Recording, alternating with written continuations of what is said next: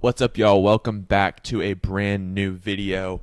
Welcome to, I guess, what would be episode 5 of this series where I've been reviewing other people's favorite movies.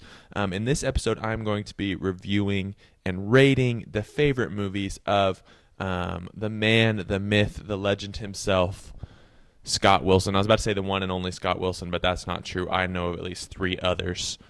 So sorry, Dad, you're not the one and only.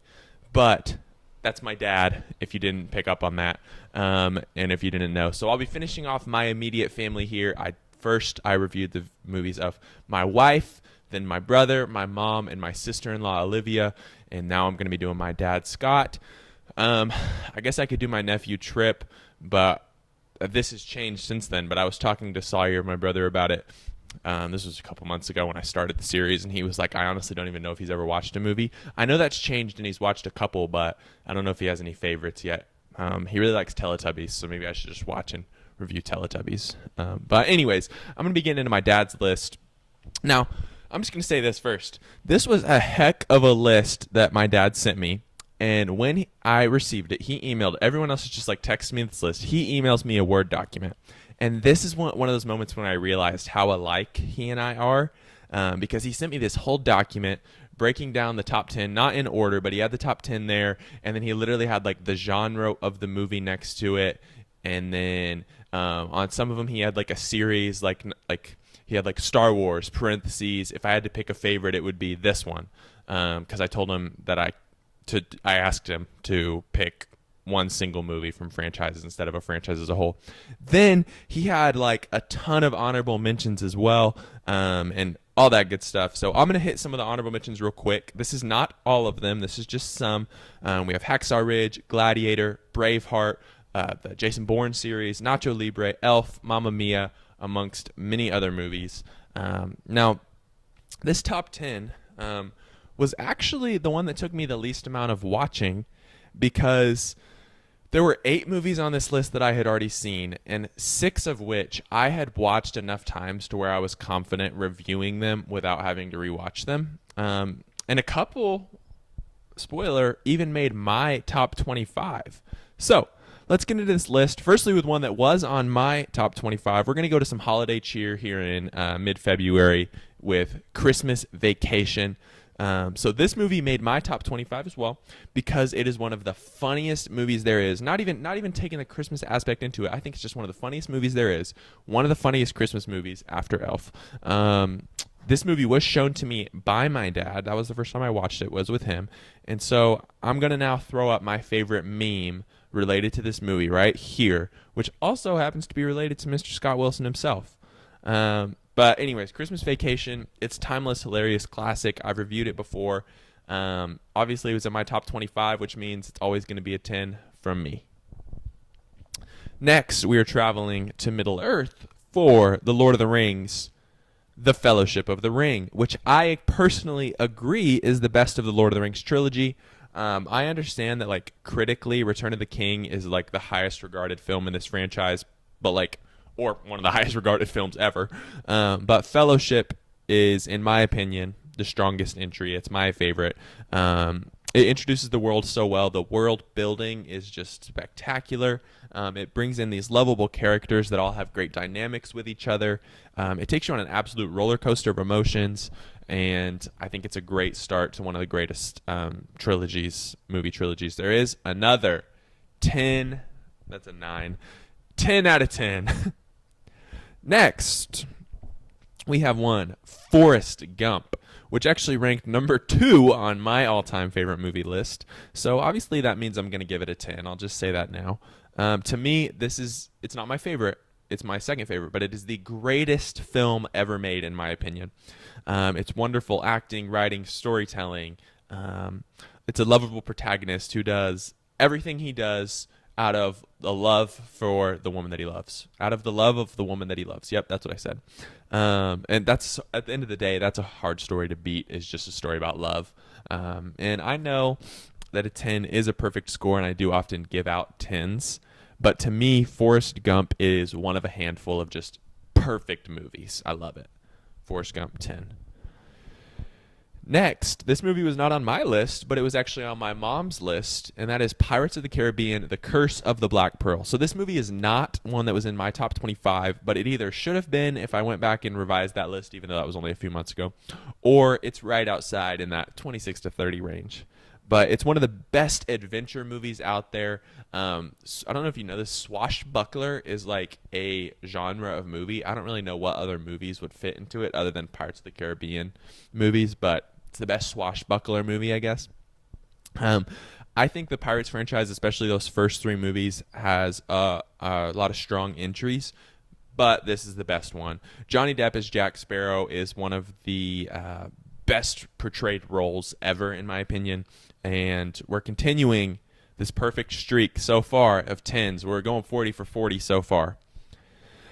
Now we have a movie that was also on someone else's list, and that was Scott II's list. Sawyer had Star Wars Return of the Jedi, as does my dad. Now, I agree that this is the best of the original Star Wars trilogy, though it's not my own personal favorite of all the Star Wars movies. It is my favorite of the original trilogy, though. This movie perfectly wrapped up one of the greatest stories ever told on screen.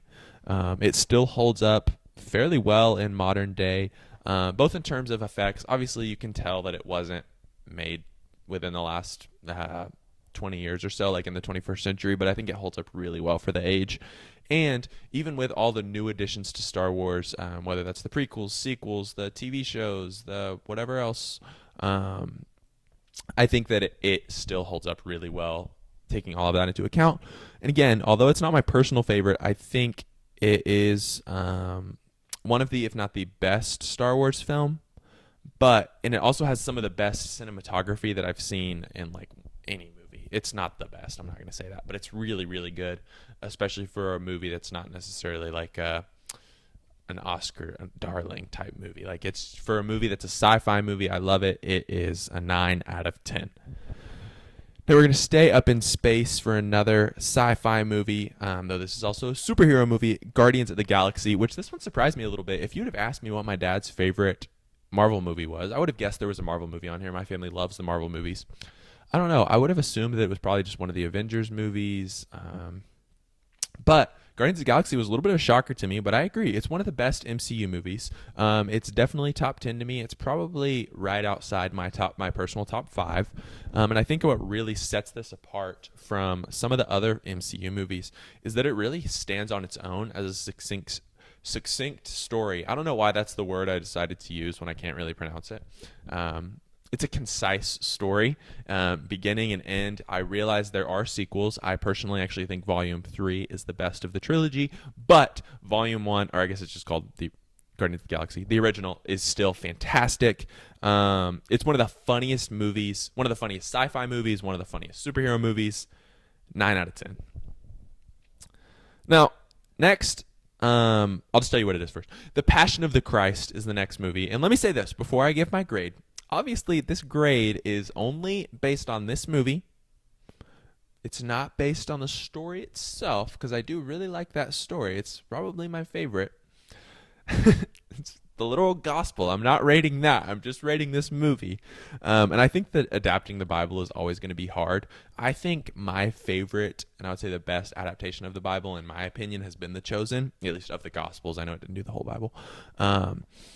And I think all things considered, The Passion of the Christ does it fairly well for a story that is like the greatest story. Having to adapt that is never going to be easy. I really want to say this again. Just this movie, not the actual gospel. It didn't do a great job of keeping my attention. I know it's a very brutal watch, which doesn't really bother me. The story itself is pretty brutal. I know this is a very polarizing film. I'm not going to get into all of that just because why would we talk about controversy? This is supposed to be fun, right? But this movie is almost a little boring to me, which I don't know. Maybe it's just a me thing. But I'm going to give it a 6.5, which isn't bad. It's just a step down from the 10s and the 9s that he's received so far. And I'm hoping that the sequels are better. I'm not sure how they're going to do sequels because the main character died at the end, but I guess we'll see. I made that joke to everyone in my family after I watched this and didn't get a single laugh, so I don't know why I repeated it on here. But anyways, we're going to switch gears from Jesus a little bit, and we're going to go to Adam Sandler. And that was probably not a good joke. In 50 First Dates. We got a couple rom-coms here. This is the first one.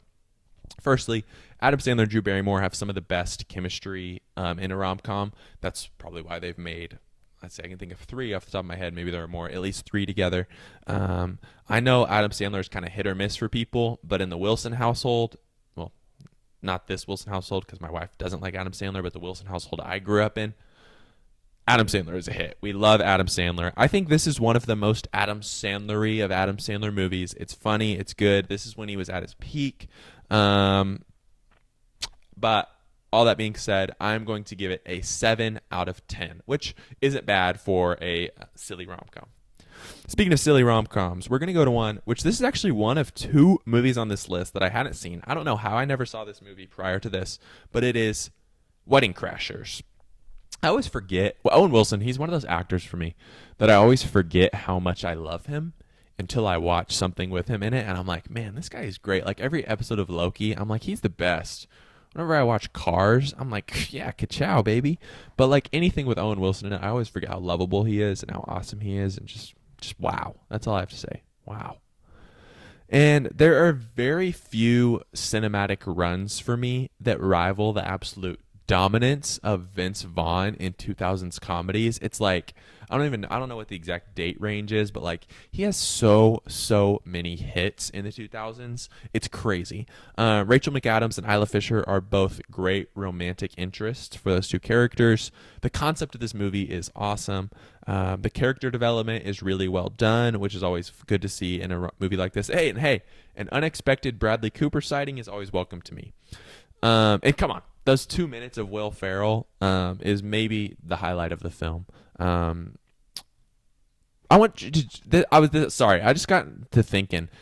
It's like there's the Adam Sandler comedy movies and then there's Will Ferrell comedy movies. Those are the two categories for me. Let me know which ones you prefer, Adam Sandler comedy movies or Will Ferrell comedy movies. I don't know what my answer is, but let me know in the comments down below. I don't know. I need to ask my brother that because Adam Sandler is his favorite actor and he thinks is the best actor.